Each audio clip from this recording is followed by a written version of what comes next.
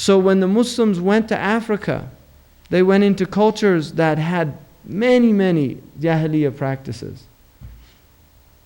And they abandoned those practices for the truth of Islam. But then the practices re-emerge. And this is an interesting phenomenon because we have to ask, where is this re-emergence from? Where is it coming from? To give you an example, I don't know how many people know about Burning Man. Anybody here know about Burning Man?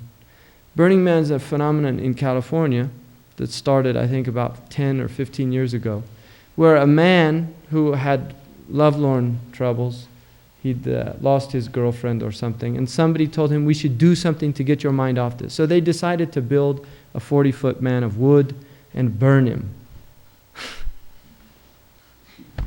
Like, whatever gets you through the night, right? So they did this, and they took this huge wood man to a beach in San Francisco, and they reassembled it.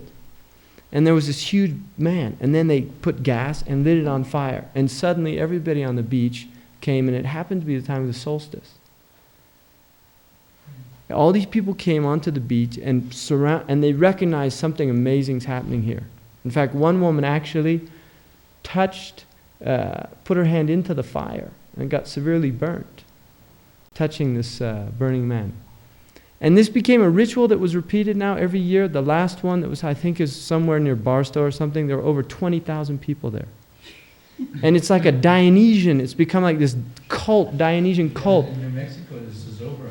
Zobra, all these types. It's the Dionysian cult. They go and they dance naked, and it's a very, very strange thing.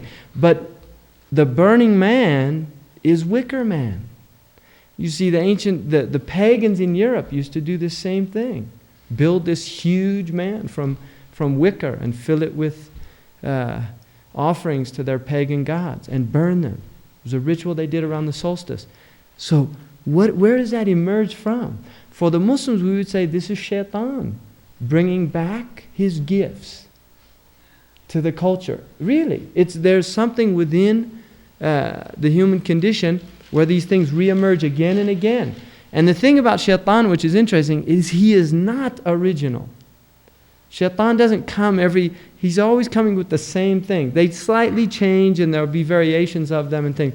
But they're basically similar things. He brings a type of Jahiliyyah to peoples. And for some reason, although there are similarities around the world, there are going to be different ones for different cultures and different peoples because peoples are not the same and they're different. So this same phenomenon occurs within the Muslim cultures. A Jahiliyyah reemerges that had been absent. It's almost like it went to sleep and then somebody wakes it up. And the Prophet cursed the one who wakes up a sleeping fitna. In other words, fitna can go to sleep, but it doesn't mean it's not there. And it can be aroused. So